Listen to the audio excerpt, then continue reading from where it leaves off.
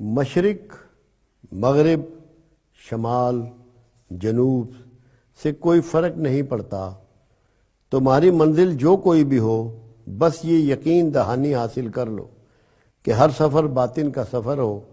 اگر تم باطن میں سفر کرو تو تم پوری دنیا اور ما فیہا کا سفر کر لو گے۔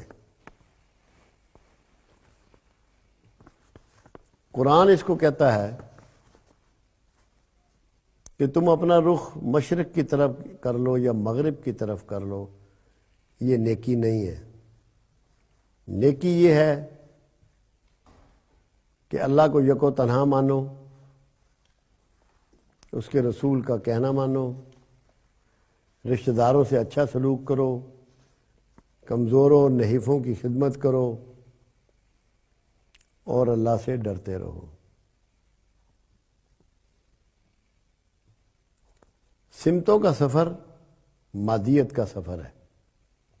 مشرق بھی ایک سمت ہے اور مغرب بھی ایک سمت ہے، اور شمال مغرب یہ سمتیں ہیں۔ جب آپ اس میں سفر کرتے ہیں تو آپ کہیں نہ کہیں مادیت میں سفر کر رہے ہوتے ہیں۔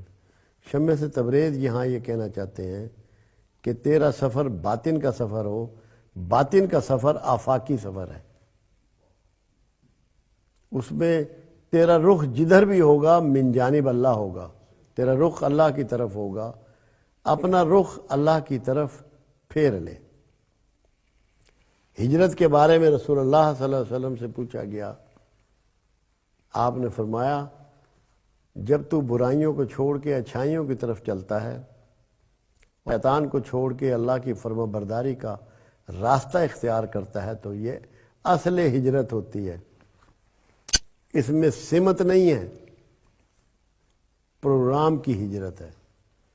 تو یہاں بھی مراد شمع سے تبریز کی پروگرام سے ہے کہ تو نے باطن کا سفر کرنا ہے۔ اب باطن کا سفر کیا ہے کہ تیرے ذریعے یہ چیز راسخ ہو جائے اور یہ بیٹھ جائے کہ مجھے اپنے اللہ سے ملنا ہے، اپنے اللہ سے معافی لینی ہے، اپنے اللہ کا پسندیدہ بننا ہے، اپنے اللہ کا مقرب بندہ بننا ہے۔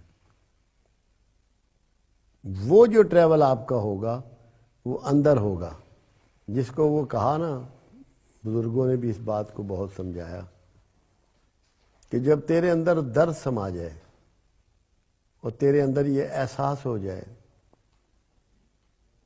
کہ مجھے اپنے اللہ کو راضی کرنا ہے، کو پانا ہے، پھر تیرے رویے بدل جاتے ہیں۔ پھر تو اپنے اندر، تیری آنکھوں میں رکت تجھ پہ طاری ہونی شروع ہو جاتی ہے، گریہ وزاری شروع ہو جانی ہوتی ہے، تو سب سے عاجز بندہ بن جاتا ہے، سب سے کمزور بندہ بن جاتا ہے، کسی پہ روب نہیں ڈالتا، کسی کو اپنا علم نہیں جتاتا، کسی بات پہ فخر نہیں کرتا، کوئی سامان اکٹھا نہیں کرتا، جو کچھ ہے اللہ کے بندوں پر، اس کی مخلوق پہ خرچ کر دیتا ہے۔ تجھے دینا آ جاتا ہے، تو تیرے اندر درد سما جاتا ہے۔ جتنے عظیم لوگ ہوئے وہ باطن کے مسافر، اور باطن کی اصل بات کیا ہے؟ جیسے رسول اللہ صلی اللہ علیہ وسلم کی دعا ہے، اے پروردگار مجھے اشیاء کی حیت نہیں، ان کی فطرت کا علم عطا فرما۔ فطرت وہ اندر کی کھری سچائی ہوتی ہے کسی چیز کی۔ جب آپ کے اندر سچ گامزن ہو جائے، سچ بیٹھ جائے، سچ پیدا ہو جائے، تو آپ باطن کے مسافر بن جاتے ہیں، ورنہ آپ دنیا کے نفع نقصان میں ہی لگے رہتے ہیں۔ کتنے لوگ ہیں جو ہمارے عمرے کو جاتے ہیں، حج کو جاتے ہیں، کیا پاتے ہیں وہاں سے؟ کچھ کوئی روحانیت نہیں بڑھتی، اللہ کا خوف ان پہ غالب نہیں ہوتا، اللہ سے تعلق پیدا نہیں ہوتے، کیونکہ انہوں نے کسی ایک سمت کا سفر کر لیا ہوتا ہے اور اندر کا سفر نہیں کیا ہوتا۔ اب آپ دیکھیں کہ لوگ نماز پڑھتے ہیں، سجدہ ریز ہوتے ہیں، مگر بس مانگتے اللہ سے مخلوق ہی ہیں۔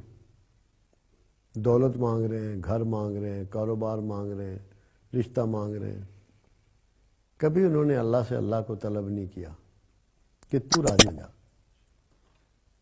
مجھے اپنے راستے کا مسافر بنا دے، میرا رخ تیری سمت ہو جائے. کبھی اس بارے میں سوچے ہی نہیں. شمس یہاں یہ بتانا چاہ رہے ہیں کہ تو کہیں بھی چلا جا، تجھے کچھ حاصل نہیں ہوگا جب تک کہ اپنی اندر کا سمت اللہ کی طرف نہ کر دے گا. باطن میں تو سفر شروع نہیں کر دے گا. اور اللہ کی سمت یہ ہے کہ آپ کسی کے لیے مخصوص اپنے آپ کو نہیں کریں گے، اللہ کو اپنے لیے مخصوص کریں گے کہ میں نے اسی کی ماننی ہے، اسی کے راستے پہ چلنا ہے، اسی کی فرما برداری کرنی ہے، اور کسی کی کوئی چیز آپ کو اللہ کے راہ میں مانے نہیں ہوگی. اور پھر غور و فکر کریں گے. یہ سوال آپ کے دل میں بیٹھ جائے گا، میں کون ہوں، کہاں سے آئے ہوں، کس نے بھیجا ہے، کیوں بھیجا ہے، کہاں واپس جاؤں گا. یہ سوالات ہیں. جب یہ دل میں بیٹھ جاتے ہیں اور باطن میں اتر جاتے ہیں تو پھر منزلیں بدل جاتی ہیں. تو رومی کو وہاں انہوں نے یہ سمجھایا کہ اس چکر میں مت پڑنا کہ کسی خاص سمت میں جاؤ گے تو تمہیں اللہ مل جائے گا. اللہ سمتوں میں نہیں ہے، اللہ اندر ہے. خود اللہ جب قرآن میں یہ کہہ رہا ہے، آپ ادھر ادھر سفر کے چکر میں پڑے ہوئے، اے بندے تو مجھے پکار، میں تیری سنتا ہوں، میں تیری قبول کرتا ہوں، میں تیری شہرک سے بھی کریم ہوں. اللہ اپنا ایڈریس دے رہا ہے پورا. اور آپ دائیں بائیں مشرق و مغرب دھکے کھا رہے ہیں. اندر کا سفر اللہ کی سمت کا سفر ہے، کیونکہ اللہ آپ کے اندر ہے. میں نے ایک مرتبہ، میری ایک کتاب تھی اللہ الصمد، اس میں ایک مضمون تھا شیشہ دھندلا جاتا ہے. تو میں نے یہ سمجھانے کی اس میں کہ اللہ تو تیرے اندر ہے مگر تجھے نظر نہیں آ رہا، کیونکہ تیرے دل کا شیشہ میلا ہو چکا ہے. اس کو صاف کر. کس طریقے سے صاف ہوتا ہے؟ اللہ کے ذکر سے، کیونکہ اللہ کے حبیب صلی اللہ علیہ وسلم نے فرمایا ذکر دل کو سیکل کرتا ہے، یعنی کہ اس کو واش کرتا ہے. میں نے کہا اگر گرد زیادہ پڑی ہوئی ہے اور خالی کپڑے سے دل صاف نہیں ہو رہا اس کا شیشہ، تو بھگو لے اس کو. کپڑا گیلا کر کے جب صاف کریں تو جگہ صاف ہو جاتی ہے، تو آنسوؤں سے بھگو لے اس کو. رو، اٹھ، تڑپ، گریہ زاری کر. جس کے لیے کائنات بنائی ہے وہ راتوں کو رویا کرتا تھا، گریہ زاری کرتا تھا. اس کے سینے سے ایسی آوازیں آتی تھی جیسے ہانڈی کھول رہی ہو. وہ اندر کا سفر تھا. اور جو لوگ اندر کا سفر کرتے ہیں ان کے ساتھ ایسا ہی ہوتا ہے، کیونکہ وہ سفر ہے جو اللہ کی جانب ہے. دوسری چیز یہ ہوتی ہے اپنا احتساب کرنا سیکھو. خود احتسابی کے خوگر ہو جاؤ. جب تک اپنی مانیٹرنگ نہیں کرو گے اندر کا سفر جاری نہیں ہوگا. دوسروں کی مانیٹرنگ نہیں کرنی، دوسروں کا احتساب نہیں کرنا، ان سے سوال نہیں کرنا، کسی پہ معترض نہیں ہونا.